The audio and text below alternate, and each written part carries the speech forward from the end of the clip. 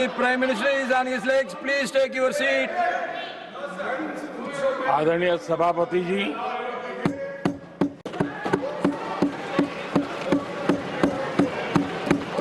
राष्ट्रपति जी के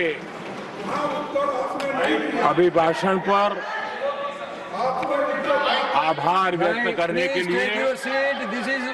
This is मैं not correct. उपस्थित हुआ हूं। Please take your seat. This is not correct. Please take your seat. No. Please take your seat.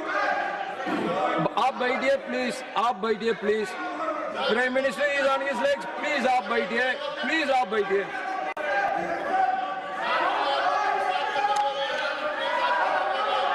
आदरणीय सभापति जी, इस धन्यवाद प्रस्ताव पर समर्थन के लिए इस सदन में अपनी भावनाओं को व्यक्त करना मैं अपना सौभाग्य मानता हूं। आदरणीय सभापति जी, विकसित भारत की यात्रा में बीते वर्ष देश के तेज प्रगति से विकास के वर्ष रहे हैं। Nothing will go on record except Prime Minister's जीवन के speech. हर क्षेत्र में, समाज के हर वर्ग को उनके जीवन में परिवर्तन का एक कालखंड रहा है। एक सही दिशा में तेज गति से देश आगे बढ़ रहा है। आदरणीय राष्ट्रपति जी ने बहुत ही बढ़िया तरीके से पूरी संवेदनशीलता के साथ उन्होंने This is not correct. इस You विषय को please sit to your seat. हम please. सबके सामने प्रस्तुत किया है। आदरणीय सभापति जी, मेरी एक प्रार्थना है, आदरणीय खड़गे जी की उम्र देखते हुए वो बैठ करके भी नारे बोल सकते हैं तो अच्छा होगा, ताकि उनको कष्ट न हो। पीछे नौजवान बहुत लोग हैं, तो खड़गे जी को No. आप बैठते बैठते भी When you are speaking, they are listening. You are नारे listening. बोलने की अनुमति दे दीजिए।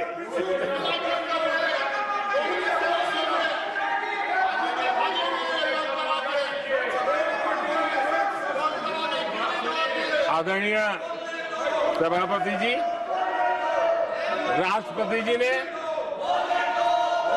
इस देश के मध्यम वर्ग, इस देश के निम्न मध्यम वर्ग, इस देश के गरीब, इस देश के गांव, इस देश के किसान, महिलाएं, विज्ञान हो, प्रौद्योगिकी हो, कृषि हो, सभी विषयों को लेकर के बहुत ही विस्तार से भारत के प्रगति का एक स्वर संसद में गूंजा है।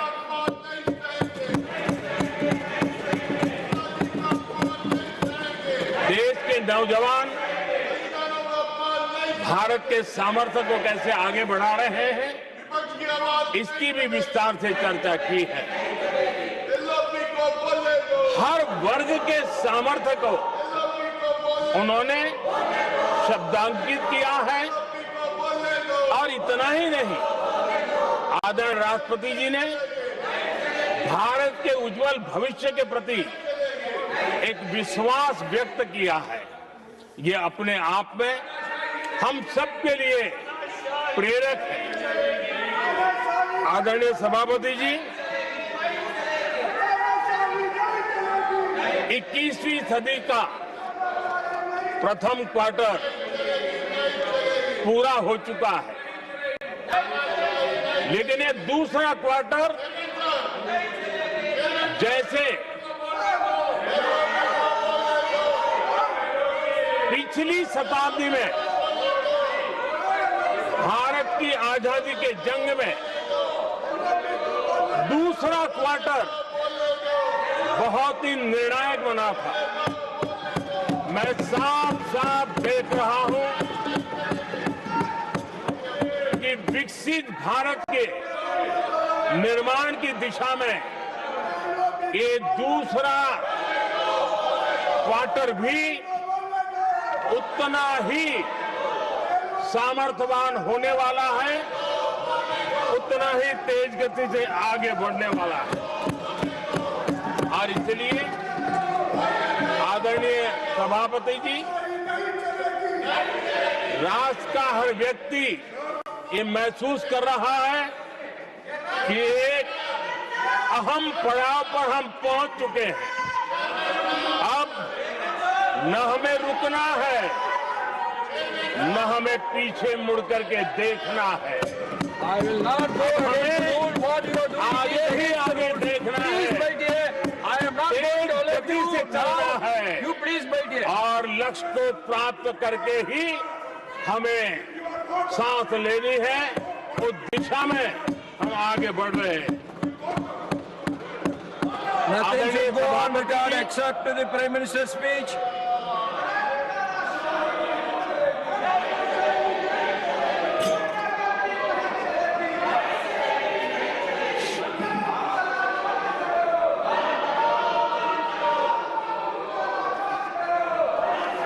आदरणीय सभापति जी,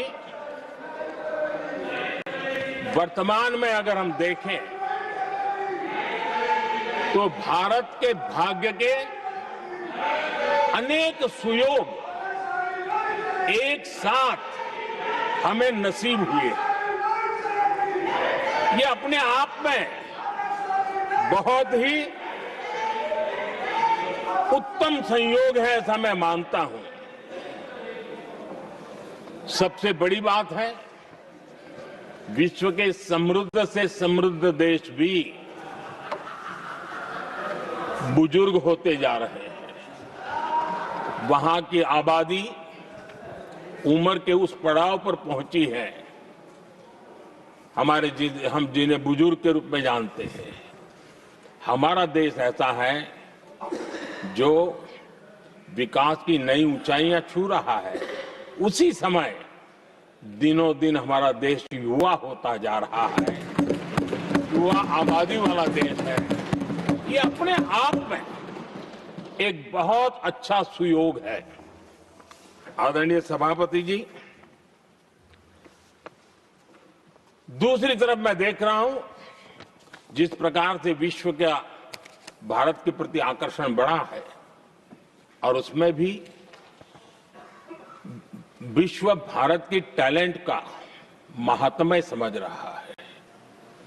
हमारे पास आज दुनिया का बहुत ही महत्वपूर्ण टैलेंट पूल है, युवा टैलेंट पूल है, जिसके पास सपने भी हैं, संकल्प भी हैं, सामर्थ्य भी है। और इसलिए ये दूसरा सुयोग है। शक्ति का आशीर्वाद हमारे साथ है। आदरणीय सभापति जी, भारत आज विश्व में जो चुनौतियां पैदा हो रही है, उन चुनौतियों का समाधान देने वाला एक देश आशा की किरण बना हुआ है, और हम समाधान दे रहे हैं। वैसा ही एक महत्वपूर्ण सुयोग है कि आज मेजर इकोनॉमी में भारत का ग्रोथ बहुत हाई है, और हाई ग्रोथ और लो इन्फ्लेशन ये बहुत ही यूनिक संयोग है, और ये हमारी अर्थव्यवस्था की मजबूती को प्रदर्शित करता है। आदरणीय सभापति जी, हम जिस गति से आगे बढ़ रहे हैं, जब हमें देश की जनता ने सेवा करने का मौका दिया, तब फ्रेजाइल 5 के रूप में ये देश जाना जाता था।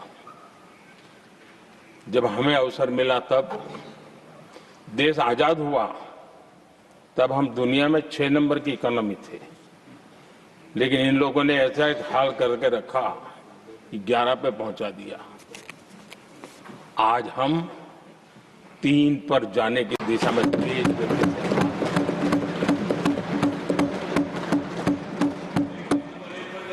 आदरणीय सभापति जी, आज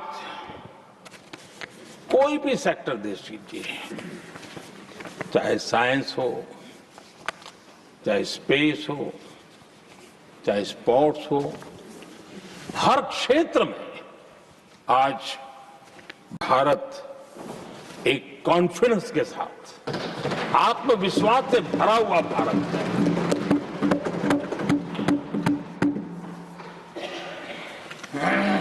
कोविड के बाद विश्व में जो स्थितियां पैदा हुई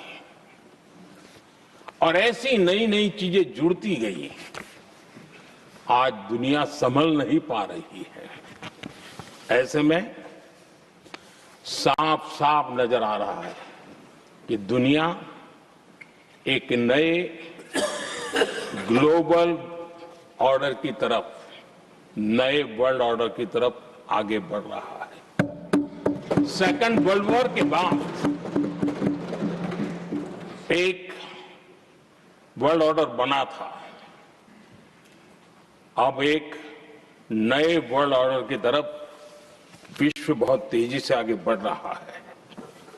और सबसे बड़ी खुशी की बात है, सारी घटनाओं का अराजनीतिक तरीके से निष्पक्ष भाव से विश्लेषण करेंगे तो झुकाव भारत की तरफ है।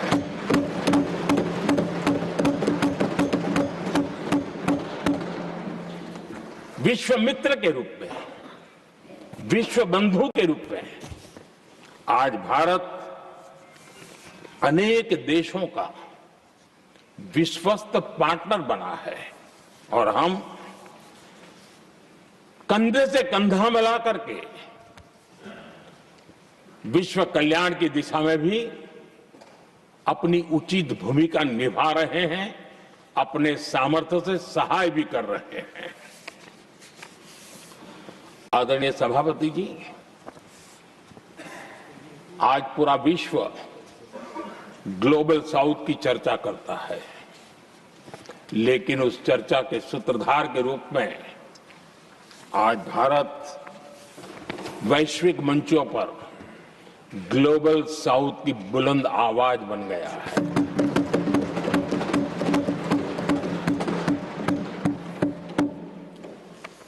अनेक देशों के साथ आज Bharat future ready trade deals कर रहा है। पिछले कुछ ही समय में दुनिया के महत्वपूर्ण 9 बड़े देशों के साथ 9 बड़े हमारे ट्रेड डील हुए हैं और उसमें मदर ऑफ ऑल डील एक साथ 27 देशों के साथ, यूरोपियन यूनियन के साथ।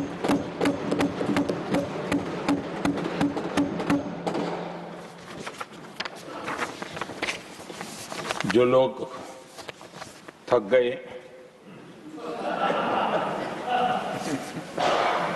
बेचारे चले गए, लेकिन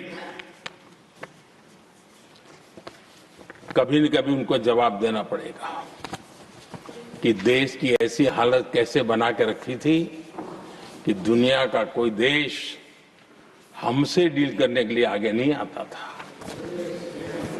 आपने कोशिश की होगी, पीछे पीछे पीछे बहुत चक्कर लगाए होंगे, लेकिन किसी ने आपकी तरफ देखा भी नहीं होगा। क्या स्थिति ऐसे पैदा है? दुनिया के देश ऐसे ही भारत के साथ डील नहीं कर रहे हैं। आदरणीय सभापति जी, इसके पीछे सबसे बड़ी बात डेवलप कंट्रीज एक डेवलपिंग कंट्री के साथ डील करता है ना, वो अपने आप में भी अर्थ जगत के लिए एक बहुत बड़ा है। और मेरे लिए नई बात नहीं है। जब मुझे गुजरात में सेवा करने का अवसर मिला था तो मैं एक वाइब्रेंट गुजरात समिट करता था और मेरे लिए गर्व की बात थी कि एक स्टेट, हिंदुस्तान का एक स्टेट, मेरी इस वाइब्रेंट समिट के partner country, develop country Japan हुआ करता था। एक राज्य ने सामर्थ्य दिखाया था, आज मेरा देश ये सामर्थ्य दिखा रहा है। ये तब होता है जब आपके पास आर्थिक सामर्थ्य हो, आपके पास आपके नागरिकों के अंदर, देशवासियों में एक ऊर्जा हो और खास करके मैन्युफैक्चरिंग के लिए एक मजबूत इकोसिस्टम हो, तब जाकर के विश्व आपके साथ डील करने के लिए आगे आता है। वोट बैंक की राजनीति में डूबे हुए लोगों ने कभी भी देश के ऐसे अनेक पहलुओं पर मजबूती देनी चाहिए, ये कभी उनकी प्राथमिकता नहीं रही और उसी का परिणाम है। और जहां तक कांग्रेस पार्टी का सवाल है, मैं साफ साफ कहना चाहता हूं और मेरे शब्दों पे भरोसा नहीं है तो मैं देश को, लोगों को कहूं कुछ मत करो, सिर्फ लाल किले से कांग्रेस के प्रधानमंत्रियों के जो भाषण है, सिर्फ उन भाषणों का एनालिसिस कर लो, आपको साफ साफ लगेगा कि न उनके पास कोई सोच थी, न उनके पास कोई विजन था और न ही कोई इच्छा शक्ति थी। और इसका परिणाम है कि देश को इतना भुगतना पड़ा। आदरणीय सभापति जी, मैं कोटि कोटि देशवासियों का आभारी हूं। उन्होंने सेवा करने का अवसर दिया। हमारी काफी शक्ति उनकी गलतियों को ठीक करने में जा रही है। दुनिया के मन में जो उनके समय की छवि है, उस छवि को धोने में मेरी ताकत लगती है। ऐसा बर्बाद करके रखा हुआ था और इस काम के लिए हमने फ्यूचर रेडी पॉलिसीज पर बल दिया है। और आज आपने देखा होगा, देश नीति के आधार पर चल रहा है, पॉलिसीज के आधार पर चल रहा है।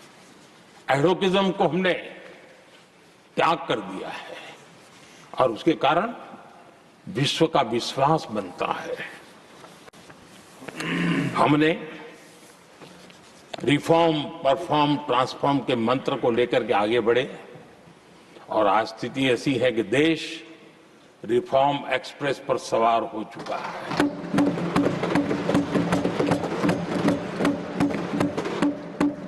हमने स्ट्रक्चरल रिफॉर्म्स किए हैं, प्रोसेस से जुड़े रिफॉर्म्स किए हैं, पॉलिसीज में रिफॉर्म किए हैं।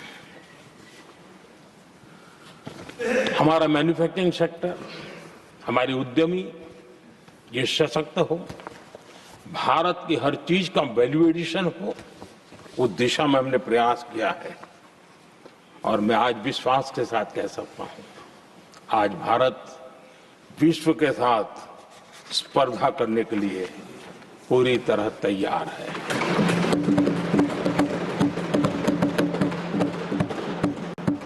जब मैं विश्व के सीईओ फोरम की समिट देखता हूं, आज दुनिया हमारे उद्यमियों को समानता के रूप में देखती है।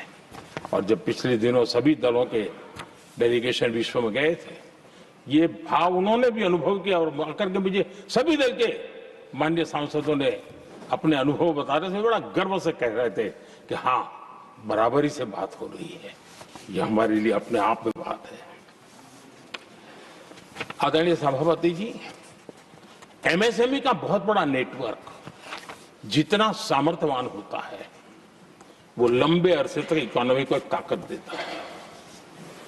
हमने उस दिशा में बल दिया और हमने कई रिफॉर्म्स किए हैं। आज हमारे एमएसएमई नेटवर्क पर दुनिया का भरोसा बढ़ रहा है। बड़े बड़े हो सकता है हम हवाई जहाज नहीं बना देंगे, लेकिन कई हवाई जहाज है जिसमें कई पुर्जे मेरे देश के छोटे छोटे एमएसएमई बना रहे हैं।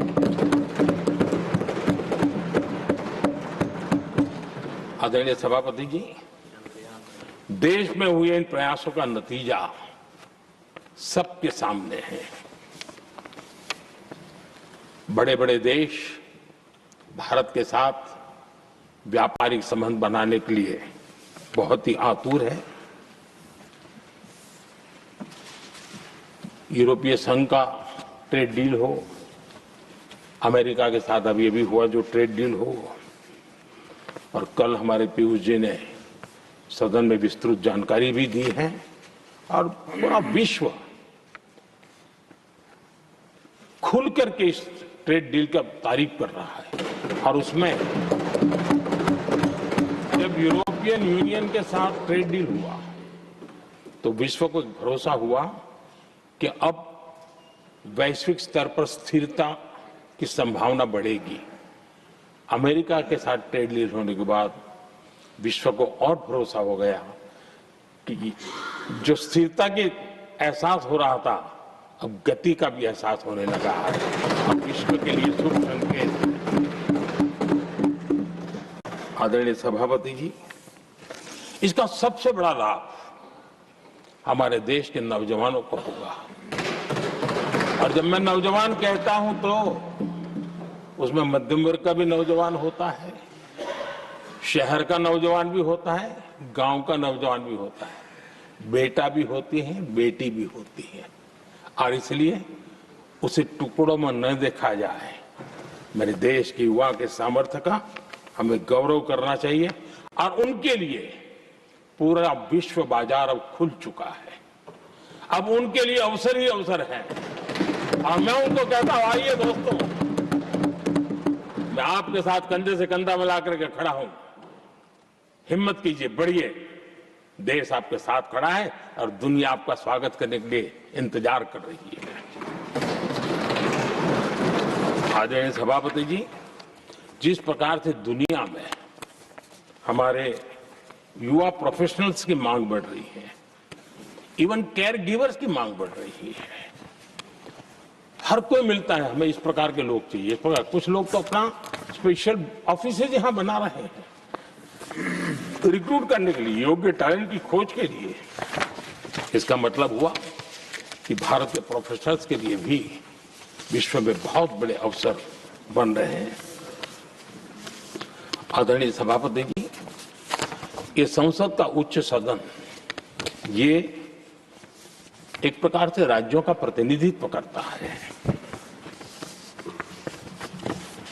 और जो चर्चा की बारीकियां मैंने देखी, मेरा मन कहता है कि थोड़ा स्तर इसका ऊपर होना चाहिए था, और वहां से तो ज्यादा होना चाहिए। वो तो कितने साल तक सरकारों में रहे हैं, वहां से जरा चर्चा का स्तर ऊंचा होना चाहिए था, लेकिन उन्होंने ये मौका भी गंवा दिया।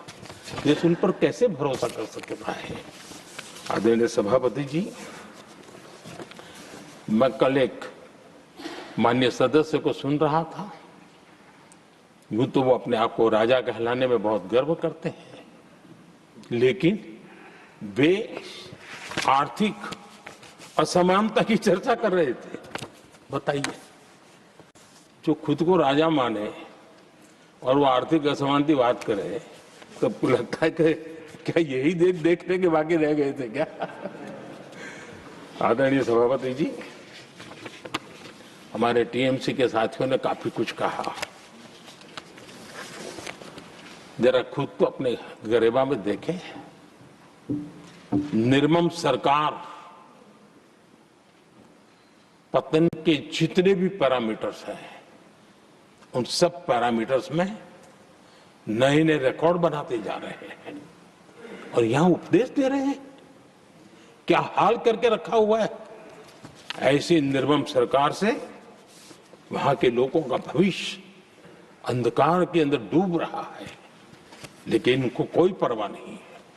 सत्ता सुख के सिवाय कोई आकांक्षा नहीं है और वे यहां उपदेश देते हैं।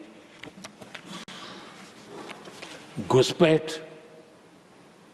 दुनिया का समृद्ध से समृद्ध देश भी अपने यहां गैर कानूनी नागरिकों को बाहर निकाल रहा है। हमारे देश में घुसपैठियों को बचाने के लिए अदालतों को तब तक प्रेशर पैदा किया जा रहा है। मेरे देश का नौजवान कैसे ऐसे लोगों को माफ करेगा जो घुसपैठियों की वकालत करने के लिए ताकत लगा रहे हैं। और घुसपैठिए मेरे देश के नौजवानों के हक छीन रहे हैं, उनकी रोजी रोटी छीन रहे हैं, आदिवासियों की जमीन छीन रहे हैं।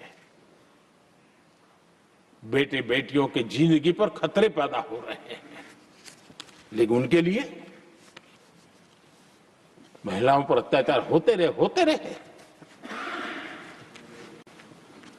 सत्ता नीति के सिवाय कुछ करना नहीं, और वो यहां पर हमें उपदेश दे रहे हैं। और ऐसे चिंताजनक सभी विषयों पर आंखें मूंद करके बैठे हुए वो लोग हैं। एक हमारे माननीय सदस्य काफी कुछ बोल रहे थे, जिनकी पूरी सरकार शराब में डूब गई, जिनके शीश महल घर घर में नफरत का कारण बन गए, और शायद उनको ब्लैक शब्द ज्यादा पसंद है। हर एक अपना अपना एक भूतकाल होता है।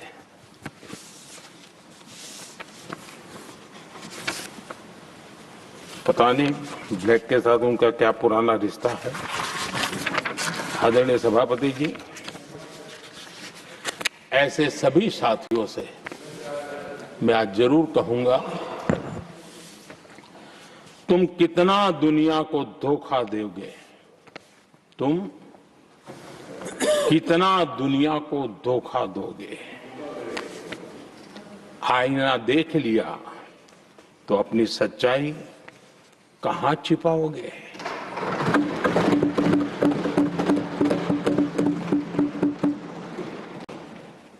कांग्रेस हो, टीएमसी हो, डीएमके हो, लेफ्ट हो, ये दशकों से केंद्र में सत्ता में रहे हैं, सत्ता के भागीदार रहे हैं। राज्यों में भी उनको सरकारें चलाने का अवसर मिला है, लेकिन उनकी पहचान क्या बनी है। आज डील की चर्चा होती है तो गौरव से कहते हैं, तब डील की चर्चा होती थी तो बॉफोर्स डील याद आता था। ये डील होते थे।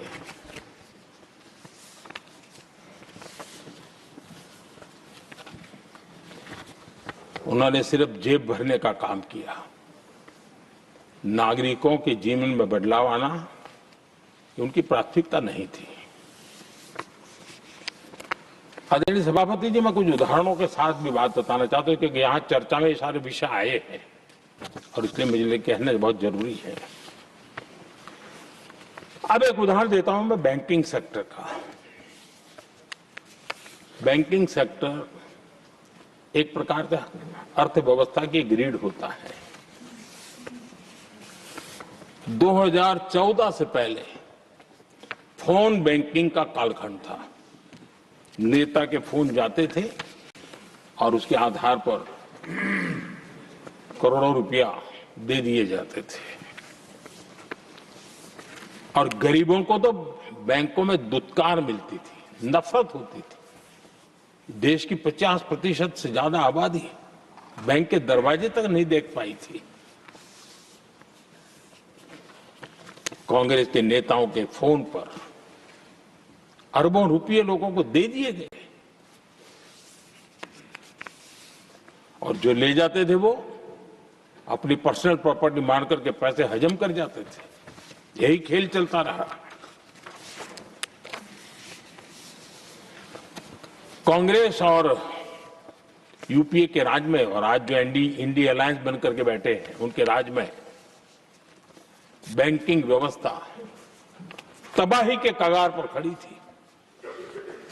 मैं नया प्रधानमंत्री के पद का दायित्व मुझे मिला, मैं एक देश के मुखिया से मैं मिला, ऐसे ही बात कर रहा था। मैंने कहा बैंकिंग की दृष्टि से हम कुछ आगे बढ़ना चाहिए। उन्होंने कहा पहले एक बार साहब जरा अभी आप नए हो, आपके बैंकों की व्यवस्था का अध्ययन कर लीजिए। हम कैसे हिम्मत करें? एक देश के नेता ने कोई ये जानकारियां थी, उसने मुझे बताया यहां इनको कोई परवाह ही नहीं। यानी एक प्रकार से उन्होंने जिस प्रकार से बैंकिंग व्यवस्था को एनपीए के पहाड़ खड़े हो गए थे। जहां भी देखो चर्चा चलती थी एनपीए का क्या होगा, एनपीए का क्या होगा, कैसे बचेंगे। आदरणीय सभापति जी, चुनौती बड़ी थी, लेकिन हमने समझदारी से काम लिया। बैंकिंग व्यवस्था के सब कर्ता धर्ताओं को विश्वास में लिया। रिफॉर्म की आवश्यकता थी, हिम्मत के साथ रिफॉर्म किए, पारदर्शी व्यवस्था बनाई, ढेर सारे बैंकिंग रिफॉर्म्स हुए और जो सरकारी बैंक दुर्बल हो चुकी थी, ठीक नहीं चल पाती थी, उसको हमने बड़ी बैंक के साथ मर्जर कर दिया। और मुझे याद है किसी एक महाशय बड़े अपने आप को विद्वान मानने वाले ने लिखा था, अगर मोदी सरकार बैंकों में ये कर ले तो हिंदुस्तान का बहुत बड़ा रिफॉर्म हो जाएगा। वो काम मैंने आते ही कर दिए थे। आदरणीय सभापति जी, और इन सारी चीजों का नतीजा हुआ बैंकों में जो बीमारी घर कर गई थी, उस बीमारी से बैंकों को मुक्ति मिली।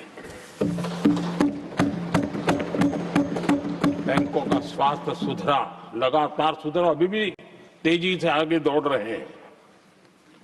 और बैंकिंग का जब स्वास्थ्य सुधरा तो लेन देन का कारोबार भी उनका बढ़ा, लोगों को पैसे मिलने लगे, सामान्य व्यक्ति को पैसे मिले। ऐसे ऐसे गरीब लोगों को लोन मिले जिनके लिए कभी बैंक के दरवाजे बंद थे, बेचारा दूर से देख करके उसे जाना पड़ता था। आज मुद्रा योजना जो देश के नौजवान को अपने पैरों पर खड़े रहने की ताकत देता है, मुद्रा योजना जो स्वरोजगार की प्रेरणा देता है, लेकिन स्वरोजगार के भाषण के काम नहीं होता है, उसका हाथ पकड़ना पड़ता है, उसको साथ देना पड़ता है, उसको सहाय देनी पड़ती है। और हमने मुद्रा योजना के द्वारा 30 लाख करोड़ रुपया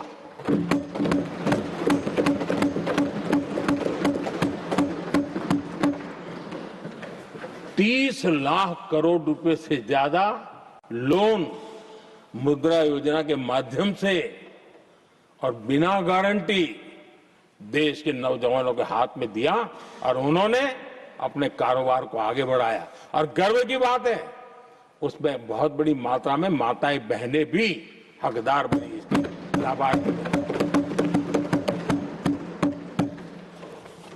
सेल्फ हेल्प ग्रुप, इन दिनों ग्रामीण महिलाएं बड़े सपने देखती हैं, खुद अपने पैरों पर खड़ा होना चाहती थी। विमेन सेल्फ हेल्प ग्रुप का हमने विस्तार तो किया ही किया, लेकिन 10 करोड़ बहनों को हमने सीधी आर्थिक मदद की व्यवस्था की। हमारे एमएसएमई सेक्टर को हमने भरपूर लोन दी। और मैं आज बड़े संतोष के साथ, बड़ी जिम्मेवारी के साथ इस पवित्र सदन में कहना चाहता हूं, हमने एनपीए जिसके पहाड़ हुआ करते थे 2014 के पहले, आज उसको हमने नीचे निम्न स्तर पर ला करके खड़ा कर दिया। आज एनपीए 1% से भी नीचे है। ये अपने आप में बैंकों के स्वास्थ्य के लिए बहुत उत्तम काम हमने किया है। इतना ही नहीं, हमारे बैंकों का प्रॉफिट आज रिकॉर्ड पर है, हाई रिकॉर्ड है उसके। ये अपने आप में देश की अर्थव्यवस्था को ताकत देने के लिए बैंकिंग व्यवस्था मजबूत होती है तो बाकी अर्थव्यवस्था को भी मजबूती मिलती है, उस काम को कहेगा। आदरणीय सभापति जी, मैं एक और उदाहरण देना चाहता हूं। हमारे पीएसयूज, आमतौर पर पीएसयूज के संबंध में मान्यता बन चुकी थी, वो बनते ही है बीमार होने के लिए, वो बनते ही हैं बर्बाद होने के लिए, वो बनते ही हैं बंद होने के लिए। हमने इस पूरी मानसिकता को हकीकतों के आधार पर बदलने में सफलता प्राप्त की है। और ये लोग पीएसयूज को लेकर के कितनी गलत बातें फैलाते थे। अर्बन नक्सल की तरह ऐसे पीएसयूज के दरवाजे के बाहर मजदूरों की मीटिंग करके भड़काने का पाप करते थे, गुमराह करने का काम करते थे। इन्होंने LIC, state bank of India और भी एचएएल, ऐसे हर एक को बड़ा भला बुरा और इतना भद्दे तरीके से, जब उनकी सरकार थी तब तो ये इन चीजों को संभाल नहीं पाते थे, उसको कुछ कर भी नहीं पाते थे। आदरणीय सभापति जी, हमने इसमें भी हिम्मत दिखाई। हमने पीएसयूज के संबंध में भी रिफॉर्म्स किए, रिफॉर्म्स की एक लगातार परंपरा चलाई। आज एलआईसी बेस्ट तरीके से उसने पूरे कार्यकाल में अपना एलआईसी का जन्म हुआ तब तक उत्तम से उत्तम परफॉर्मेंस का कालखंड उसका गुजर रहा है। जिन पीएसयूज को कांग्रेस के नेता ताले लगवाने की कगार पर पहुंच चुका था और उसी पर अपनी राजनीतिक रोटी सेकने का प्रयास भी किया गया था, आज हमारे पीएसयूज रिकॉर्ड प्रॉफिट पर हैं।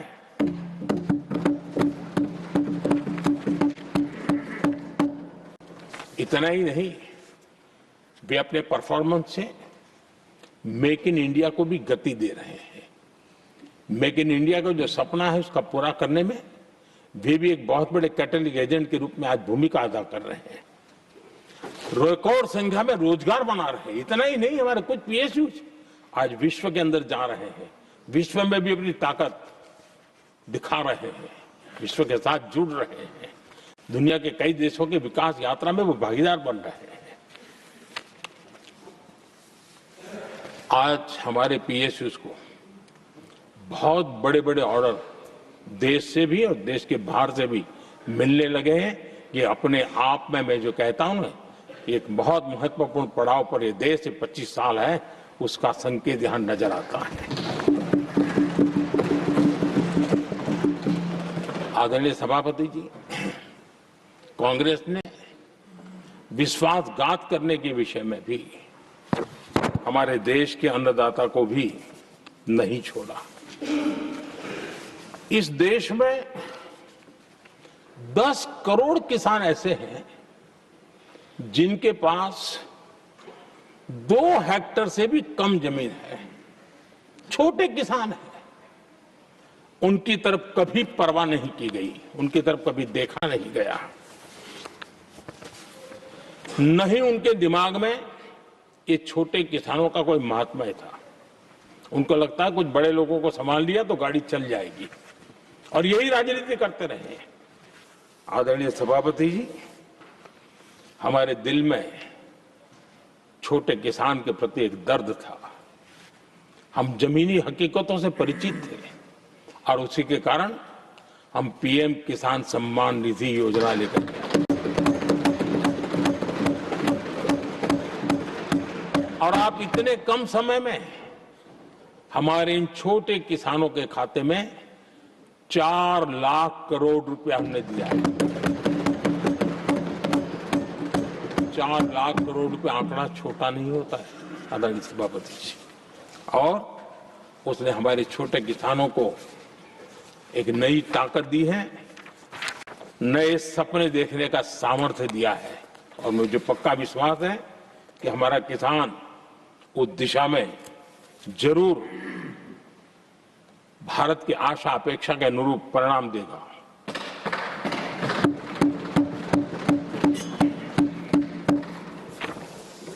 आदरणीय सभापति जी,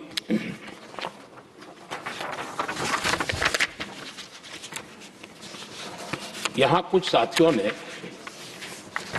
इम्प्लीमेंटेशन के संबंध में शिकायतों का भाषण काफी किए। शायद वो तय करके आए थे कि ऐसा ऐसा बोलना है, तो इस वक्त उनका ऐलान दिखता था, बाकी में तो नहीं दिखता है। आदरणीय सभापति, जब ये इम्प्लीमेंटेशन को लेकर के इतनी बड़ी बड़ी बातें करते हैं, मैं एक जरा किस्सा सुनाता हूं। मैं किसी का भला बुरा कहने के लिए नहीं कर रहा हूं, मैं सिर्फ हकीकतें रख रहा हूं। परेशानी जिनको होगी उनको होगी, लेकिन तथ्य तो तथ्य ही होते हैं। हमारे देश के एक नेता हिमाचल प्रदेश के दौरे पर गए थे और वहां से आने के बाद उन्होंने खुद ने ये घटना कहीं सुनाई, रिकॉर्ड पर उपलब्ध है। उसमें उन्होंने कहा,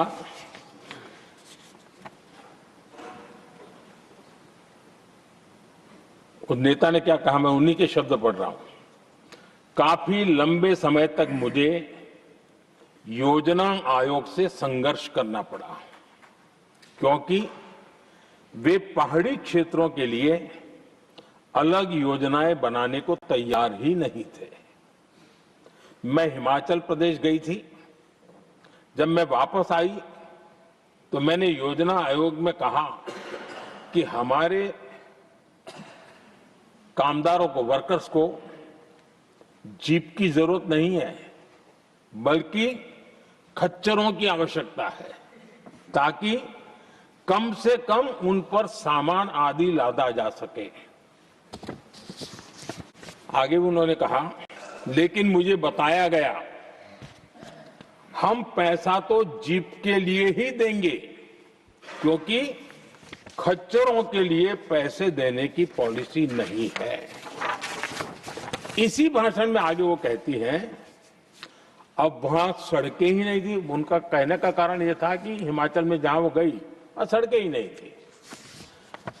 अब वहां सड़कें ही नहीं थी तो फिर उस पर जीप का क्या लाभ हो सकता है? जीप लेकर के कौन जाएगा जहां रोड नहीं है? लेकिन उस समय योजना आयोग का जोर था, या तो जीप या तो कुछ भी नहीं। आदरणीय सभापति जी, ये भाषण किसी और का नहीं, ये कांग्रेस के वरिष्ठ नेता और तत्कालीन प्रधानमंत्री इंदिरा गांधी का भाषण है।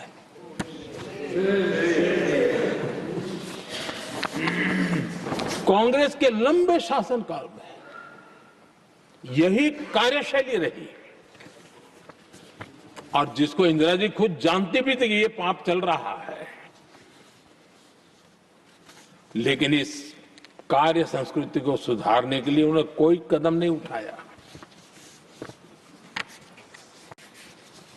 और इंदिरा गांधी जिस प्लानिंग कमीशन की धज्जियां उड़ा रही थी, उसके जन्मदाता उनके स्वयं के पिताजी थे। और प्लानिंग कमीशन को बना और इंदिरा जी ने जब कहा, उसके बीच में 2 दशक बज चुके थे, लेकिन हाल यही था।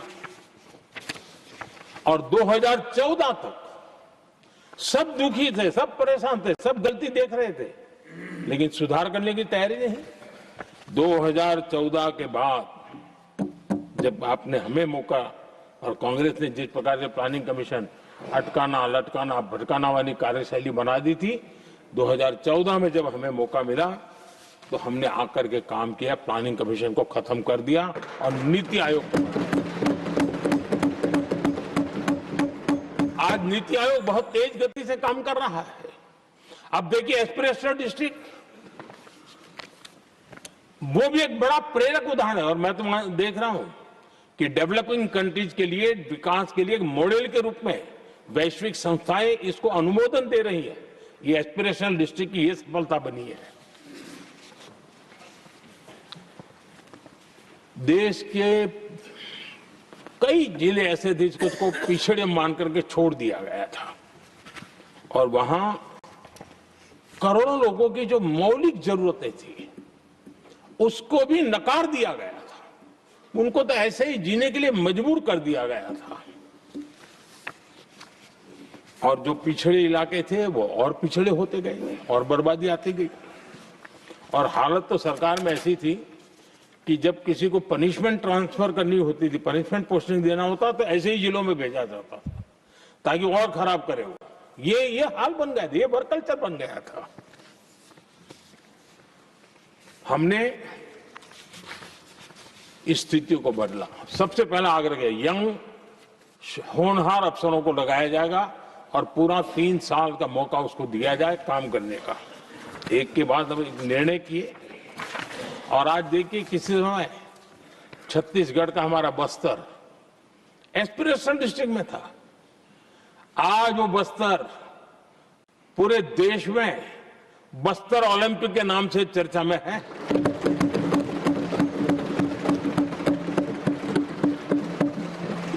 आज विकास की धारा बस्तर के गांव-गांव पहुंच रही है। अभी कुछ गांवों में पहली बार बस देखी, पूरे गांव ने उत्सव मनाया बस्तर में। ये परिस्थितियां छोड़ करके गए हुए हैं लोग और यहां पर पता नहीं किस प्रकार से देश को कहां ले जाना चाहते हैं लोग। आदरणीय सभापति जी, इंप्लीमेंटेशन क्या होता है, ये एस्पिरेशनल डिस्ट्रिक्ट एक बहुत बड़ा शानदार उदाहरण है। ऐसे तो सैकड़ों उदाहरण हैं, लेकिन मैं कहने के लिए इसको उल्लेख कर रहा हूं। कांग्रेस के हमारे साथियों को ये जो बदलाव आ रहा है उसमें इंप्लीमेंटेशन नजर नहीं आ रहा है और उनका तो एक ही वो प्लानिंग कमीशन वाला मॉडल है, जीप और खच्चर वाला मॉडल, यही वो लोग जानते हैं, उससे आगे कुछ नहीं जानते। और ये इंप्लीमेंटेशन कैसे करते हैं? मेरा जन्म नहीं हुआ था उसके पहले सरदार वल्लभ भाई पटेल ने नर्मदा नदी पर बांध बांधने की कल्पना की। विषय तो पक्का हो गया, सरदार साहब नहीं रहे, खैर नेहरू जी ने शिलान्यास किया। अब इंप्लीमेंटेशन देखिए इनको। मेरा जन्म नहीं हुआ था जब इसकी कल्पना की गई थी और प्रधानमंत्री बनने के बाद मैंने इसका उद्घाटन किया, ये हाल है।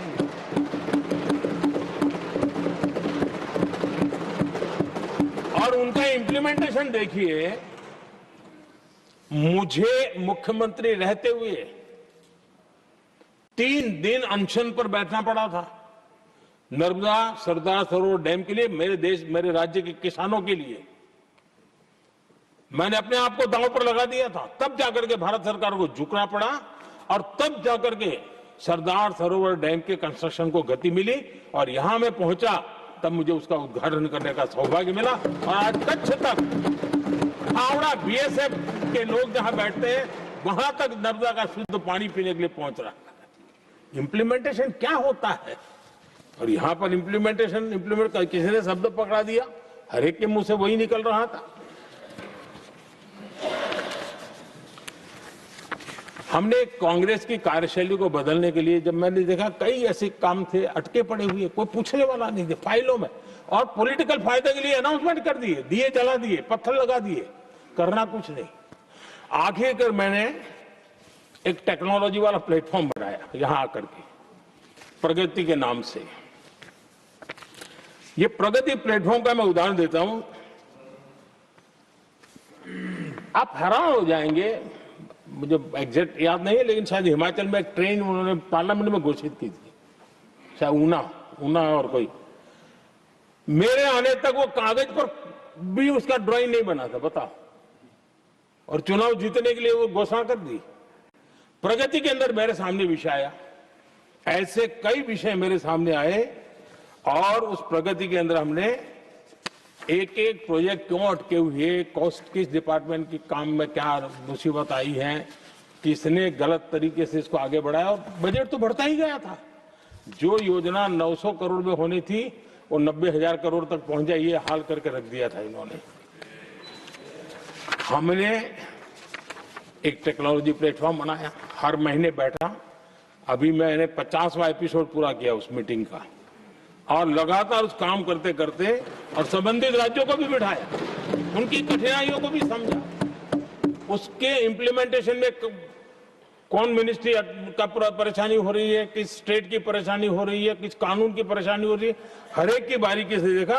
और आज मैं गर्व से कह सकता हूं कि इस प्रगति के इम्प्लीमेंटेशन को बारीकी से प्रधानमंत्री के स्तर पर देखे जाने के कारण 85 लाख करोड़ रुपीस का काम को गति मिली। 85 लाख करोड़ रुपीस के काम, आप कल्पना कीजिए देश की कितनी बड़ी शक्ति को अनलॉक किया हमने। इंप्लीमेंटेशन कैसे होता है ये हमने करके देखा है। रेल हो, रोड हो, सिंचाई हो, ग्रामीण कोई व्यवस्था का काम हो, इन सारी चीजों को हमने इसमें लिया। अब जैसे जम्मू उधमपुर श्रीनगर बारामूला रेल लाइन, आज ये प्रोजेक्ट पूरा हुआ। और बर्फबारी में इन दिनों आपने देखा एक वीडियो बहुत पॉपुलर हुआ है, बर्फ के बीच में से चारों तरफ बर्फ की चादर छाई हुई है और वंदे भारत ट्रेन निकल रही है, और लोग कहते हैं गलती मत करना, ये तो विदेश है, ये हिंदुस्तान है, ये रील चल रहे हैं बाजार में।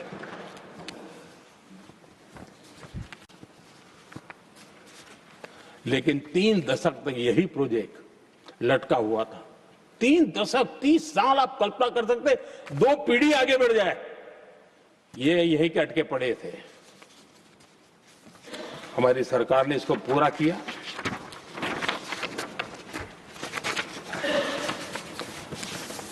आदरणीय सभापति जी, मैं असम की बात करता हूं, और कोई ये मत सोचो कि मैं चुनाव है इसलिए बोल रहा हूं। इनके पाप है इसलिए मुझे कहना पड़ रहा है। कांग्रेस सिर्फ इमेजिन करती है और इंप्लीमेंट करने का उनको कोई लेना देना ही नहीं होता है। अब असम का बोगीबिल ब्रिज, ये बोगीबिल ब्रिज अरुणाचल और असम को जोड़ने वाला बहुत महत्वपूर्ण ब्रिज, कितने ही सालों तक ये प्रोजेक्ट लटका रहा।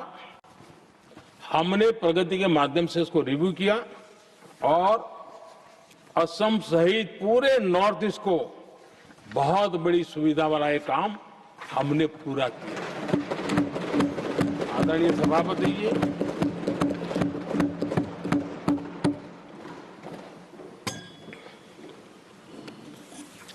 इंप्लीमेंटेशन की बातें जब करते हैं तो एक बार हमारे पास तो तथ्यों के साथ चीजें हैं कि हमने चीजों को समय पर पूरा करने की दिशा में आगे बढ़े। और इन दिनों तो जो काम कर रहे हैं समय से पहले हो रहा है। हमने पूरी दुनिया को कहा था कि हम 2030 तक यहां पहुंचेंगे सोलार में, हमने वो काम 2025 में कर दिया। हमने इथेनॉल का समय तय किया था, हम उसमें भी 2-3 साल पहले ही काम पूरा कर लिया। तो एडवांस में हम काम पूरा करने का, इंप्लीमेंटेशन की ताकत हमारे से उससे भी ज्यादा है। आदरणीय सभापति जी,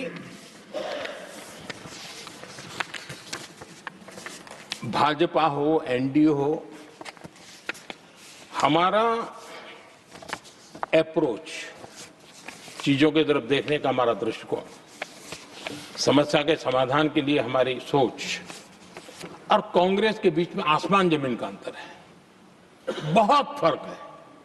मैं आपको उदाहरण देता हूं। हमारी सोच ये है कि 140 करोड़ देशवासी ये इतने सामर्थ्यवान हैं कि वह चुनौतियों को समाधान दे सकते हैं। ये हमारी सोच है। हमारा भरोसा है देशवासियों पर, उनके सामर्थ्य पर हमारा भरोसा है, और यही लोकतंत्र की भी सच्ची ताकत होती है। लेकिन कांग्रेस देशवासियों को ही समस्या मानती है। अब मैं इनका इतना बोल करके छोड़ दूंगा तो आज पता नहीं रात को उनको नींद नहीं आएगी और गालियां कल कैसी दे उसका प्लानिंग चलेगा। लेकिन मैं उदाहरण के साथ बताना चाहता हूं किस प्रकार से लोग सोचते थे देशवासियों के लिए।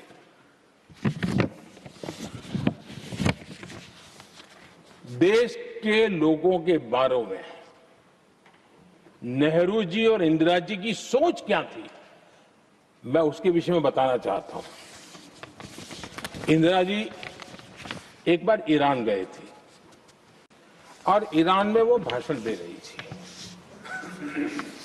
और उस भाषण में उन्होंने नेहरू जी के साथ जो बातचीत हुई थी उसका उल्लेख किया। खुद ने कहा है, उन्होंने कहा, और मैं जो इंदिरा जी ने कहा था उसको कोट कर रहा हूं, जब किसी ने मेरे पिताजी से पूछा, यानी नेहरू जी से पूछा कि उनके सामने कितनी समस्याएं हैं, तो उन्होंने उत्तर दिया था 35 करोड़। नेहरू जी ने जवाब दिया था कि उनके सामने कितनी समस्याएं हैं, बोले 35 करोड़। उस समय हमारे देश की जनसंख्या थी 35 करोड़। अब आगे देखिए, 35 करोड़ देशवासी नेहरू जी को समस्या लगते थे। ऐसा कोई मुखिया हो सकता है क्या जी? और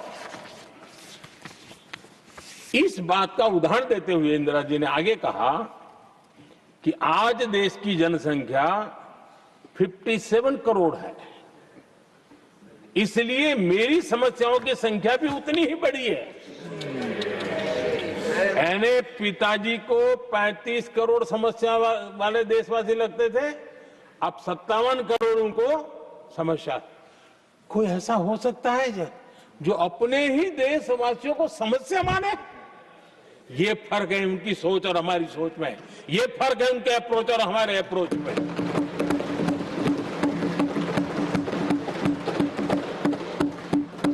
नेहरू जी हो या इंदिरा जी हो या पूरी कांग्रेसी बिरादरी हो, ये लोग भारत के लोगों को समस्या मानते हैं। आदरणीय सभापति जी, मेरे कई कोटेशन मिलेंगे। मैंने दुनिया के सामने कहा है, देश के सामने कहा है, और कहा है इसलिए नहीं, ये मेरा कन्विक्शन है। अरे चुनौतियां कितनी ही क्यों ना हो, 140 करोड़ समाधान हमारे पास है।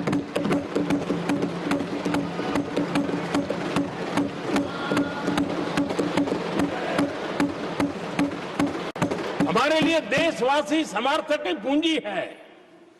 हमारे लिए हर देशवासी भारत का उज्जवल भविष्य का नियंता है, निर्माता है, कर्ता धर्ता है। हम उसको समस्या कैसे कह सकते हैं? ऐसी सोच वाले लोग अपने परिवार का ही भला करेंगे और किसका करेंगे? आदरणीय सभापति जी, देश के लोगों का अपमान करते रहना एक कांग्रेस के स्वभाव में पड़ा हुआ है, उनके संस्कारों में पड़ा हुआ है। कांग्रेस ने बीते दिनों राष्ट्रपति जी का अपमान किया। चुनाव के बाद जिस प्रकार से हमारे राष्ट्रपति जी के लिए शब्द कहे गए हैं, शर्मिंदगी महसूस होती है कि ये कैसे लोग हैं? भारत के राष्ट्रपति के लिए क्या बोल रहे हैं लोग? आदरणीय सभापति जी, कल लोकसभा में भी राष्ट्रपति जी के अभिभाषण पर चर्चा नहीं हो पाई। ये राष्ट्रपति पद, उसका घोर अपमान किया है। उनको संविधान शब्द मुंह में बोलने की अधिकार नहीं रहता है। जो लोग गरीबी से निकली हुई एक महिला, आदिवासी परिवार से आई हुई एक महिला, जब आपने लोकसभा में जो व्यवहार किया है, आपने आदिवासी समाज का अपमान किया है, आपने महिला का अपमान किया है। भारत के सर्वोच्च पद पर विराजमान, संविधान ने जिनको सर्वोच्च पद दिया है, आपने उनका अपमान किया है, आपने संविधान का अपमान किया है।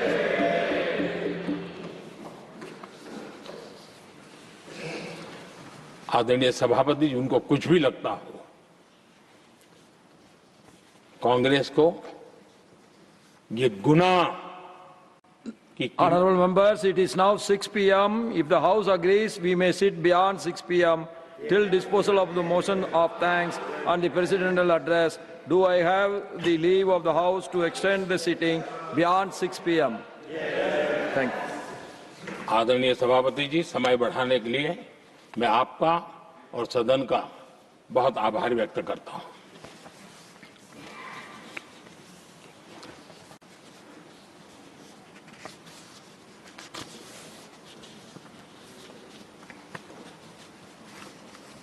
आदरणीय सभापति जी, बड़ी दर्दनाक लोकसभा की घटना है और शायद हताशा निराशा तो हम समझ सकते हैं, लेकिन इसके लिए देश के पवित्र लोकतंत्र के मंदिर को ही इस रूप में कर देना, और उस समय चेयर पर असम के ही हमारे एक माननीय सांसद बैठे थे और उस समय कागज फेंके गए, टेबल पर चढ़ दिया गया। क्या ये नॉर्थ ईस्ट का अपमान नहीं है? क्या असम के नागरिकों का अपमान नहीं है? कल फिर दोबारा किया उन्होंने, और उस समय आंध्र के दलित परिवार का बेटा चेयर पर बैठा था, उसको भी अपमानित किया। यानी आपने नॉर्थ ईस्ट का अपमान, चेयर में बैठा अपमान करो, आंध्र के एक दलित परिवार का बेटा चेयर पर बैठा, उसका अपमान करो।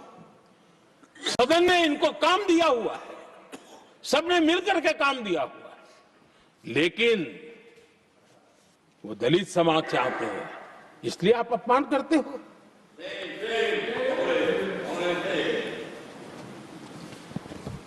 और ऐसा लगता है कांग्रेस के लोगों को असम की जनता के प्रति बड़ी नफरत है। उनको लगता है कि उसकी जनता ने उनका साथ छोड़ दिया, मतलब उनके दुश्मन हो गए। क्या कभी लोकतंत्र में ऐसे सोचते हैं क्या? मुझे तो तब बहुत पीड़ा हुई थी जब भारत रत्न भूपेन हजारिका जी, जो कि इस देश के बहुत ही सम्मानीय व्यक्तित्व है जी, आज भी घर घर में उनको स्मरण करते हैं लोग। उनके प्रति जो भक्ति का भाव है आप कल्पना नहीं कर सकते, लेकिन उनको इसकी भी कोई परवाह नहीं है।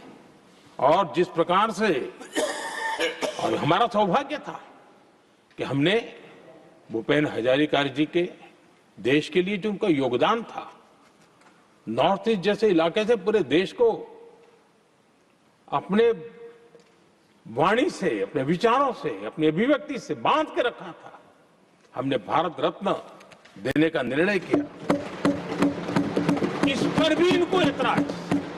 और मैं तो हैरान हूं, खड़गे जी अगर होते तो मैं उनकी हाजिरी में कहता ही है, इन्होंने जिस प्रकार से बोला ना भारत रत्न के बाद, वो वीडियो पर उनका चेहरा देखेंगे ना, आपको लगा रहे ये ऐसे लोग हैं, ऐसा व्यवहार करते हैं। और ये कहा, अरे ये तो सिंगर थे। मैं समझता हूं कि किसी का भी अपमान करने में कभी भी पीछे नहीं रहते हैं। उन्होंने भूपेन हजारिका जी को भारत रत्न दिया, उसका भी विरोध किया। ये पूरे असम का विरोध है, पूरे देश के कला प्रेमियों का विरोध है।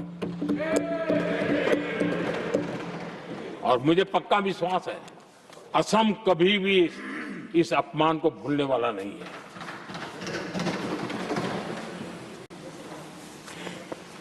आदरणीय सभापति जी, कल जो घटना घटी, इसी सदन के एक माननीय सांसद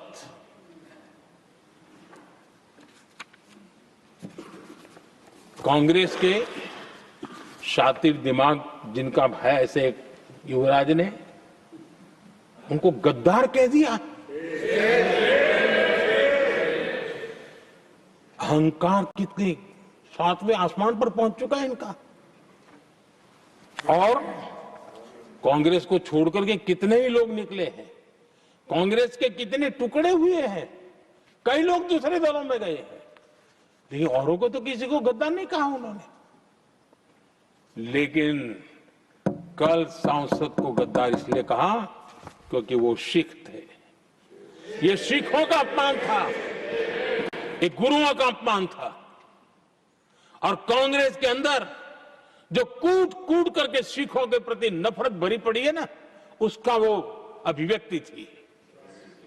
और इस सांसद है वो, और उनको जरा भी दर्द नहीं, वरना आज खड़े होकर के कह सकते थे कि कल जो हुआ इसी सांसद की गरिमा के अनुरूप नहीं था, हमें खेद है। एक शब्द तो बोल लेते, लेकिन सिखों के प्रति उनके मन में जो नफरत भरी पड़ी है, और इसी के कारण उन्होंने कल, और जिसका परिवार देश के लिए शहादत देने वाला परिवार के वो सदस्य है, उन्हें अपने राजनीतिक विचारों में परिवर्तन किया, इसलिए गद्दार हो गए। और एक गद्दार शब्द छोटा नहीं है। मेरे देशवासी को कोई गद्दार कहे, ये कैसे देश सहन करेगा? और वो भी एक सिख है इसलिए गद्दार कहना बहुत दुर्भाग्य की बात है। और ऐसे लोग कांग्रेस को नहीं डुबाएंगे तो क्या करेंगे?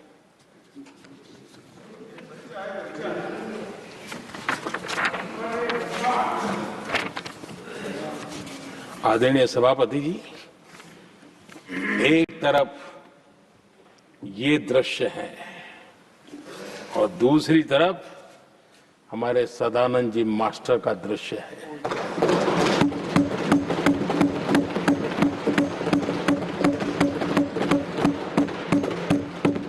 राजनीतिक विद्वेष के कारण उनके दोनों पैर काट दिए गए। भरी जवानी में दोनों पैर काट दिए। कटे हुए पैर से जिंदगी गुजार रहे हैं, लेकिन संस्कार इतने ऊंचे हैं कि वाणी में भी अपशब्द नहीं निकलता है, बर्तन में भी कटुता नजर नहीं आता। गर्व होता है। और कल जब उनका पहला भाषण हो रहा था सदन में, और उन्होंने जब अपने बेंच पर आपसे इजाजत लेकर के अपने कटे हुए पैर के लिए वो जिस नीम का उपयोग करते हैं, आर्टिफिशियल नीम का, उन्होंने जब रखा, वो दृश्य देश के लिए पीड़ादायक था कि इस देश में ऐसा ही बंधारण की बातें करने वाले इंडिया अलायंस के लोग, और ये इंडिया अलायंस पूरा जिम्मेवार है इसके लिए, वैचारिक असहमति के कारण एक नौजवान के, और वो भी एक टीचर, शिक्षक के प्रति गर्व से, आदर से देखा जाता है, उसके पैर काट दे। लेकिन उनको कोई खेद नहीं है, उनको कोई दर्द नहीं है। लेकिन मैं मास्टर सदानंद जी को हृदय से अभिनंदन करता हूं कि उन्होंने जिस प्रकार से इतनी भयानक हमले के बाद भी देश की सेवा का अपना व्रत जारी रखा, और आज देश की नीति निर्धारण में अंदर अपना योगदान दे रहे हैं। ये गर्व की बात है। और ऐसे लोगों के सहारे हम राजनीति में जीते हैं, काम करते हैं, देश के लिए जीने मरने की प्रेरणा मिलती है।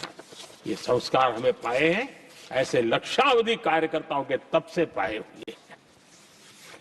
आदरणीय सभापति जी,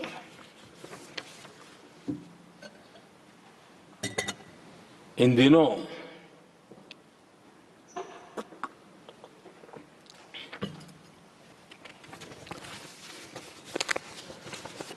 और वैसे कांग्रेस के हमारे साथियों का मुझ पर जरा विशेष प्रेम है। वो स्पेशल प्रेम है। और जब मैं जिम्मेवारी जो मिली है उसके तहत, और जिम्मेवारी न मिलती तो भी देश के लिए जीना तुमने सीखा है। हम विकसित भारत की जमीन मजबूत कर रहे हैं, उसको एक ताकत दे रहे हैं। एक तरफ देश के युवाओं के लिए मजबूत जमीन तैयार कर रहा हूं, तो कांग्रेस मोदी की कब्र खोदने के कार्यक्रम करवा रही है। और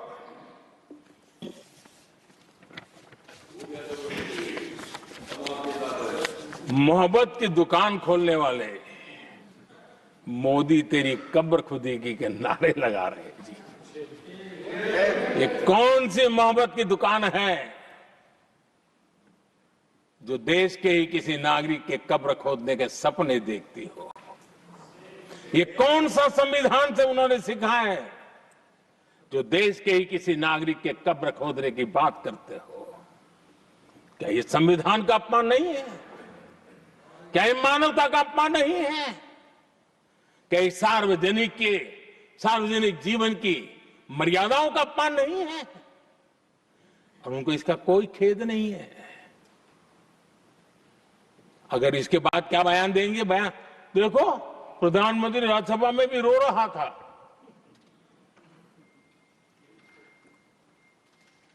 किस प्रकार के संस्कार और वृत्तियों से पले बड़े लोग हैं ये। आदरणीय सभापति जी, मेरे लिए कोई अनुभव मेरा बहुत पुराना है। 2002 से जब वे विपक्ष में थे तब से, और 2004 से जब वो सत्ता में आए तब से, और 2014 से मैं जब यहां आया तब से, पिछले 25 साल से संसद का एक भी सत्र ऐसा नहीं गया, मोदी संसद का सदस्य नहीं था, एक भी सत्र ऐसा नहीं गया जिसमें इस सदन के अंदर मोदी को गाली देने का काम न किया हो इन लोगों ने। 25 साल।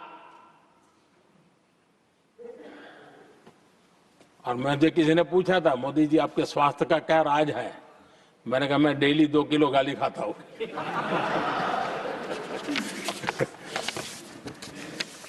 आदरणीय सभापति जी, ये मोदी की कब्र क्यों खोदना चाहते हैं?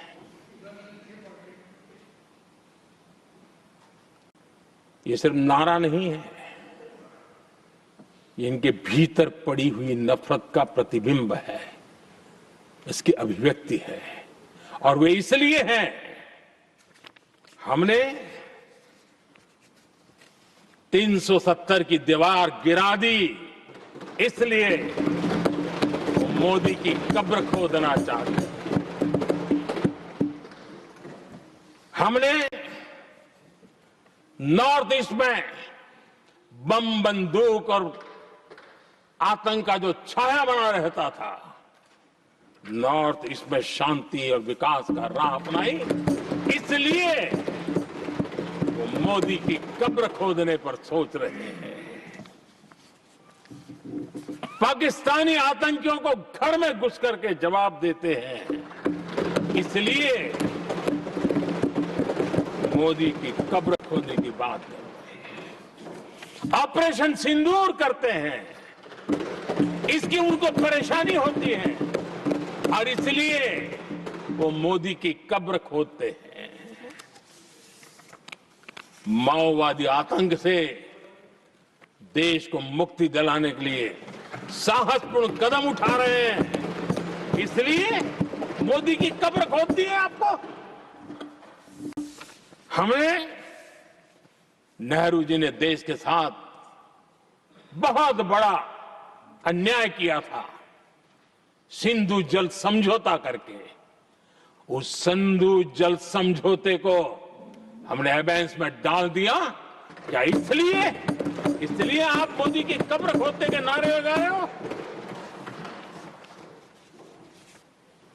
आदरणीय सभापति जी, कांग्रेस की परेशानी कुछ और है।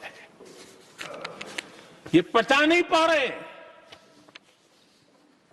कि मोदी यहां तक पहुंचा कैसे, और उनकी परेशानी बढ़ती जा रही है कि भाई पहुंचा तो पहुंचा, लेकिन अब तक टिका क्यों है। और इसलिए वे एक ही रास्ता उनके लिए बचा हुआ लग रहा है कि मोदी तेरी कब्र खुदेगी। आदरणीय सभापति जी, ये तो मान करके बैठे थे। उनका लोकतंत्र, संविधान का कोई लेना देना नहीं। उनको तो लगता है कि प्रधानमंत्री पद उनके परिवार की जागीर है, उस पर कोई और बैठ नहीं सकता। ये जो उनके भीतर में नफरत पड़ी हुई है ना, मोहब्बत की दुकान में जो आग भरी पड़ी हुई है ना, उसका परिणाम है। और इसीलिए कोई क्यों बैठा, हमारा पैतृक अधिकार था, इसलिए मोदी की कब्र खोदने का नारा लेकर के वो चल रहे हैं। आदरणीय सभापति जी, कांग्रेस के शाही परिवार को देश ने दशकों तक अवसर दिया है। ऐसा नहीं है, देश ने आपके लिए भी अपना भविष्य दांव पे लगाया था, लेकिन आपने गरीबी हटाओ के नारे लगाए, गुमराह किया। लाल किले पर से कांग्रेस के एक भी प्रधानमंत्री के भाषण में गरीबी हटाने की बात ना आई हो, ऐसा नहीं हुआ है। लेकिन किसी भी प्रधानमंत्री ने गरीबी हटाने के लिए क्या किया, वो एक बार भी नहीं आया। वो नारे से अधिक कुछ नहीं था उनका। और मोदी ने रास्ता अपनाया गरीब को एम्पावर करने का, गरीब को सशक्त करने का। और मेरे देश के गरीबों को मैं सलाम करता हूं, उन्होंने देश की योजनाओं को समझा, स्वीकारा और अपने सामर्थ्य को बढ़ाने के लिए प्रयास किया। मैं देश के गरीबों का गौरवगान करता हूं कि हमारी नीतियों पर भरोसा करके, हमारी नीयत पे भरोसा करके उन्होंने भी अपने आप को खपाने के लिए कोई कमी नहीं रखी। और 25 करोड़ मेरे गरीब परिवार के भाइयों ने गरीबी को परास्त किया और खुद गरीबी से बाहर आए हैं। मैं उनको सलाम करता हूं। मेरे 25 करोड़ देशवासी जो निराशा में पड़े हुए थे, दूर एक आशा की किरण दिखाई दी, उठ खड़े हुए और आज हमारे साथ चल पड़े। आदरणीय सभापति जी, 2014 के पहले ये इंप्लीमेंटेशन की बातें करते थे। हमारे यहां सैकड़ों लोग रेलवे क्रॉसिंग पर मरते थे। स्कूल की बस रेलवे क्रॉसिंग से जा रही है, 20-20, 25-25 स्कूल के बच्चे मरने की खबरें आती थी।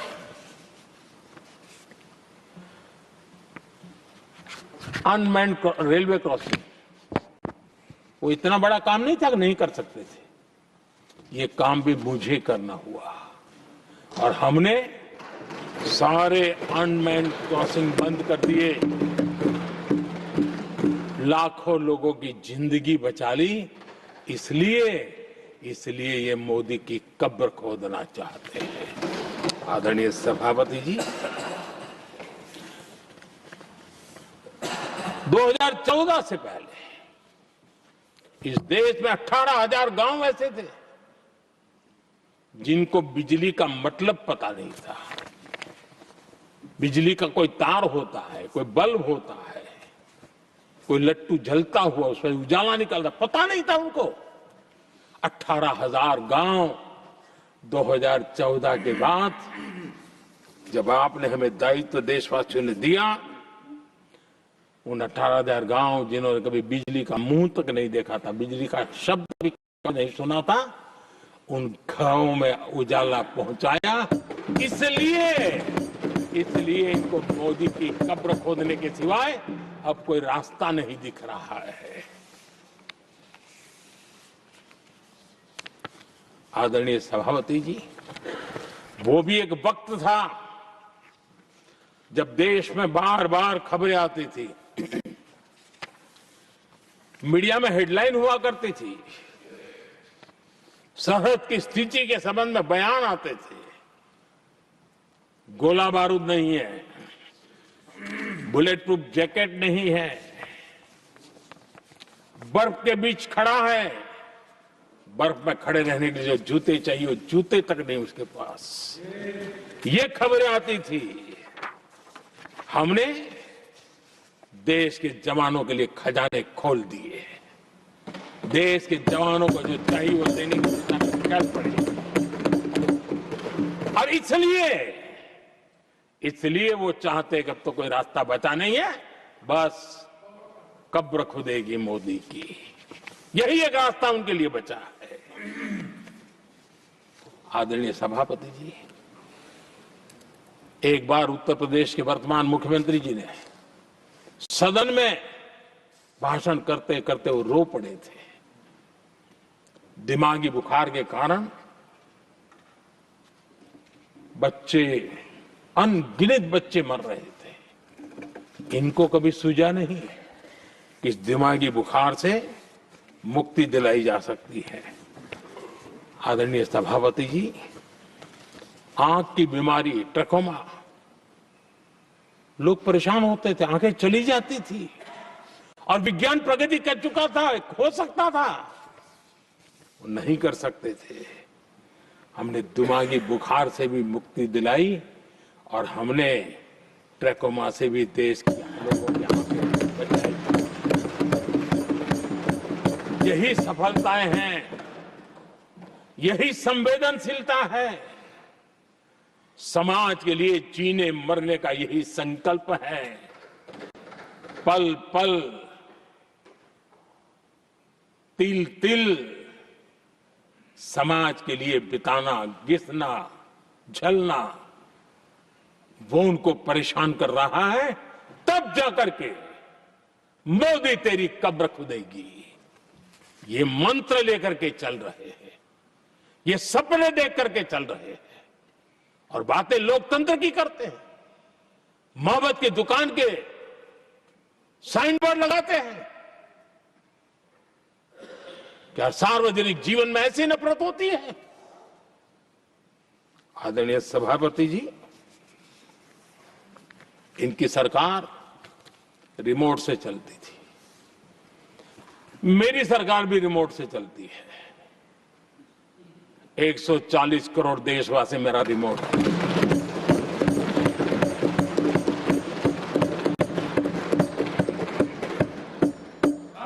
एक 140 करोड़ देशवासियों के सपने, 140 करोड़ देशवासियों की आकांक्षाएं, देश के नौजवानों के संकल्प, इनके लिए हम जीते हैं, इनके लिए सरकार चलाते हैं।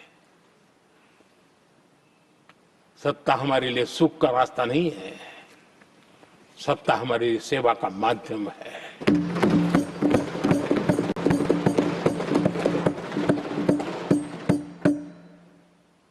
मुद्रा योजना, लाखों करोड़ों की मदद मिली, स्वरोजगार को बल दिया। कांग्रेस ने कभी स्टार्टअप कल्चर को प्रमोट ही नहीं किया। कुछ सैकड़ों में स्टार्टअप बेचारे अपने, उनको पता भी नहीं था। और इनका तो हाल ये है आदरणीय सभापति जी, अपने घर के स्टार्टअप को भी वो लिफ्ट नहीं कर पा रहे।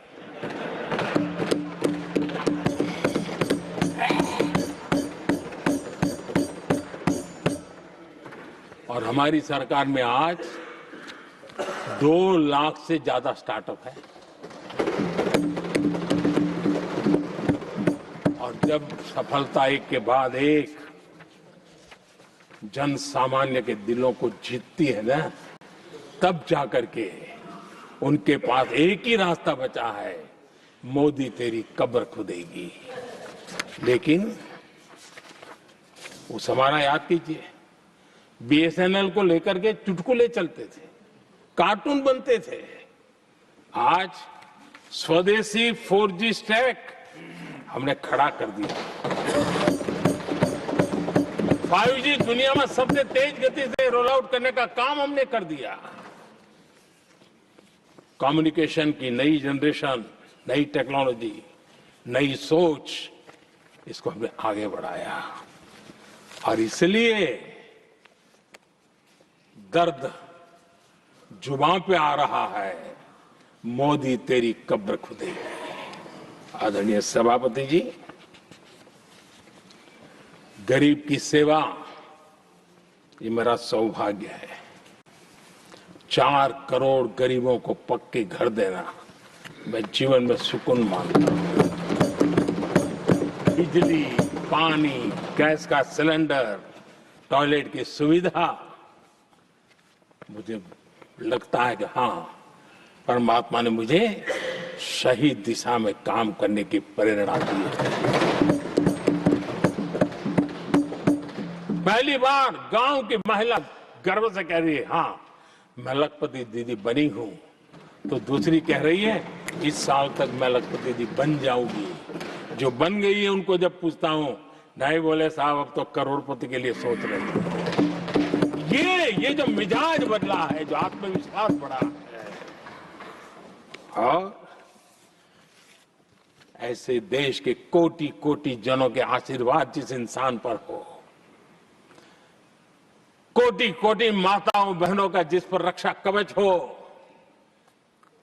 नारे कितने ही लगा लो,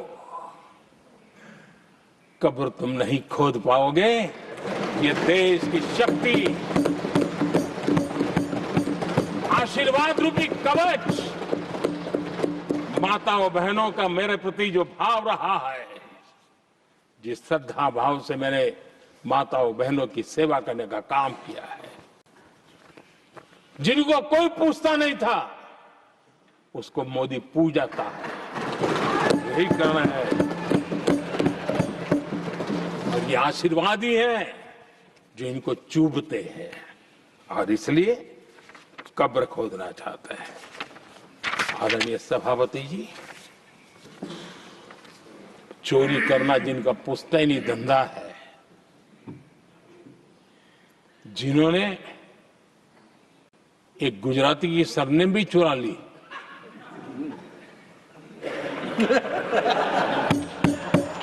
महात्मा गांधी की सरनेम चुरा ली, ये लोग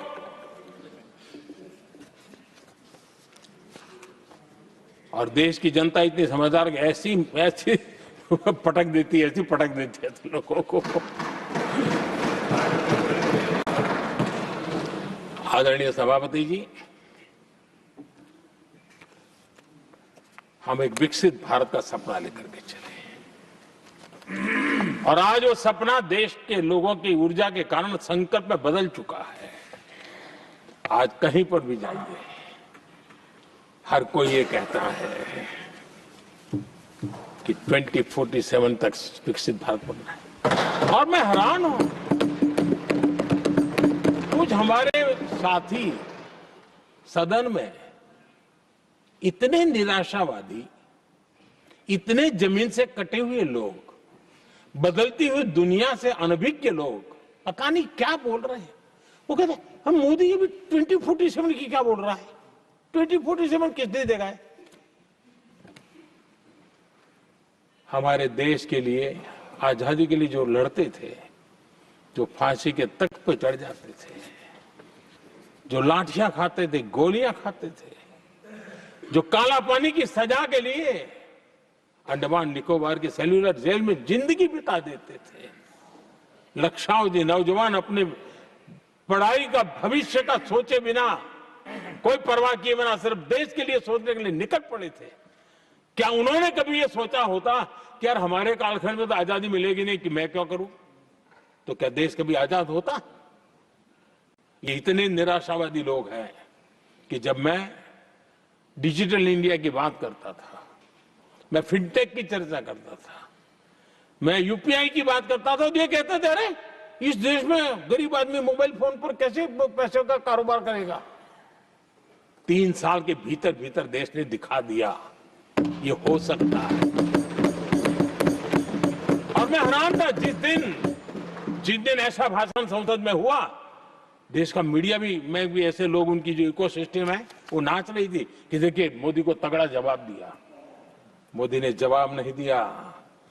आपके हाथ में मोबाइल फोन जब यूपीआई से चलता है, काम करता है ना, तो जवाब अपने आप मिल जाता है।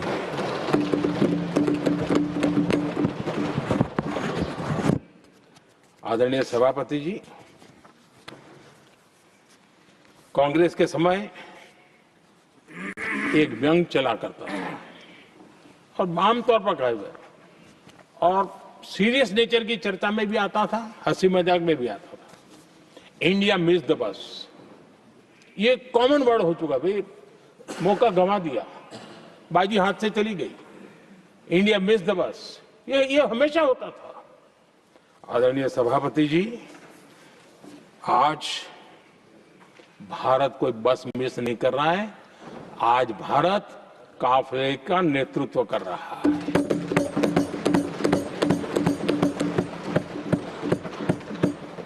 आदरणीय सभापति जी, देश का भविष्य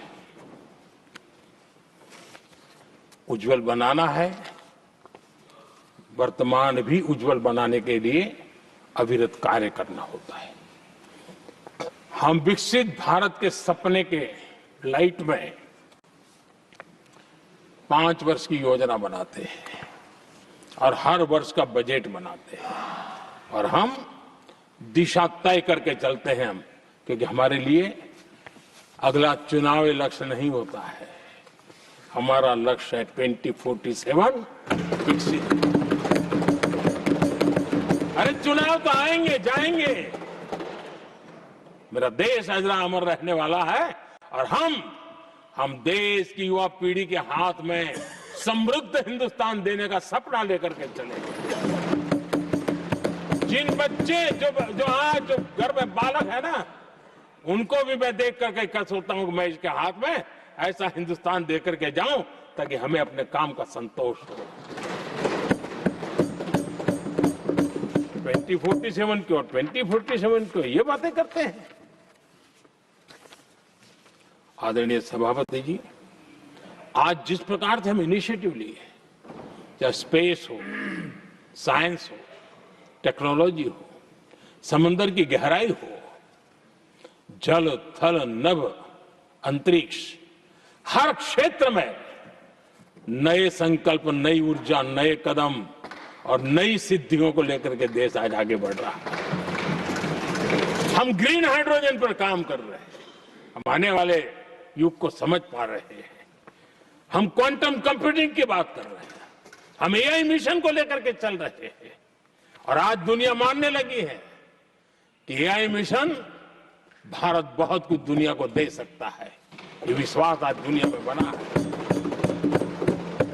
आज दुनिया में क्रिटिकल मिनरल, रेयर अर्थ राजनीतिक हथियार बन गया है। हम उस पर फोकस कर रहे हैं ताकि कभी भारत को किसी के पास हाथ फैलाने की नौबत ना आ जाए। आदरणीय सभापति जी, ऐसे तो अनगिनत प्रोजेक्ट हैं जिसमें विदेश का इन्वेस्टमेंट आना ही आना है, क्योंकि अब हर किसी को अपना भविष्य भारत की भूमि में नजर आ रहा है। हर किसी को अपना भविष्य भारत की टैलेंट के भरोसे नजर आ रहा है। हर किसी को भविष्य भारत के उज्जवल भविष्य के साथ खुद के उज्जवल भविष्य को जोड़ करके दिखता है। और इसलिए दुनिया आज भारत, विकसित भारत की बात हम क्यों कर रहे हैं, जिनके दिमाग में नहीं पड़ता है, दुनिया को समझ आ रहा है कि भारत ने सही दिशा पकड़ी है। चलो अब चर्चा वहां चल रही है कि हम बस न चुक जाए। कल तक चर्चा चलती थी इंडिया मिस करता है, अब दुनिया को लगता है अब हम लेट न हो जाए, वहां आने की स्पर्धा चल रही है। आदरणीय सभापति जी, आने वाला समय भारत के लिए अवसरों से भरा हुआ है, भारत के नौजवानों के लिए अवसरों से भरा हुआ है। भारत के उज्जवल भविष्य के लिए मैं पूरी संभावनाएं रेखांकित कर सकता हूं, मैं देख सकता हूं और उसके दिशा में नीतियां बनाकर हम आगे चल रहे हैं। हम इसको और मैं चाहता हूं, मेरे देशवासियों को निमंत्रण देता हूं और मैं देशवासियों को आज सदन से भी कहना चाहूंगा, मैंने मन की बात में भी इसका उल्लेख किया था, मैं यहां पर सभी माननीय सांसदों से भी कहूंगा कि आप भी अपने अपने क्षेत्र में ऐसे लोगों को बताइए, जब दुनिया भर में इतने अवसर पैदा हुए हैं, उसको स्थायित्व तब मिलता है जब हम उत्तम प्रकार की चीजों को लेकर के जाए, हम क्वालिटी को कॉम्प्रोमाइज न करें, मुनाफा कम क्यों न हो लेकिन क्वालिटी को हम निरंतर उत्तम करते जाएंगे। इनोवेशन करना पड़ेगा, करेंगे, रिसर्च करना पड़ेगा, करेंगे, प्रोडक्ट में मटेरियल बदलना पड़े तो बदलेंगे, लेकिन हम दुनिया में क्वालिटी की दृष्टि से उत्तम हो, तब जाकर के जो आज राजनीतिक दृष्टि से जो निर्णय होते हैं उसका बेनिफिट लेने के लिए हमने पीछे नहीं रहना चाहिए। मेरे देशवासियों से मैं आज यही आग्रह करूंगा कि आप क्वालिटी के विषय में मेरा साथ दीजिए, क्वालिटी में कॉम्प्रोमाइज न करिए। आप देखिए, दुनिया सिर्फ और सिर्फ made in India, made in Bharat, made in India, made in Bharat, इसके लिए गीत गाने लग जाएगी। आदरणीय सभापति जी, मैं कांग्रेस के मित्रों का भी आज आभार व्यक्त करता हूं कि कम से कम मुझे, उनको पता था, पहले प्रयोग कर चुके थे, पिछले 10 साल में मुझे 5-6 बार इस प्रकार से बोलने से रोका गया, क्योंकि उनको मालूम था एक बार शुरू होता हूं तो रुकता नहीं। और मैंने कहा था एक बार, एक अकेला, तो अब अनुभव से सीख गए हैं कि इसमें कोई दाल गलने वाली नहीं है, तो समझदारी से काम लिया और ऐसी समझ उनको निरंतर मिलती रहे, ये भी मैं प्रार्थना करता रहूंगा। आदरणीय सभापति जी, मैं राष्ट्रपति जी के उद्बोधन में योगदान देने वाले सभी सांसदों का भी आभार व्यक्त करता हूं। जो भी उत्तम विचार यहाँ प्राप्त हुए हैं, उत्तम विचार देश की प्रगति में जरूर काम आएंगे, ऐसा मैं विश्वास देता हूं। और आदरणीय राष्ट्रपति जी का इस संबोधन के लिए मैं हृदय से आभार व्यक्त करते हुए मेरी वाणी को विराम देता हूं। बहुत बहुत धन्यवाद।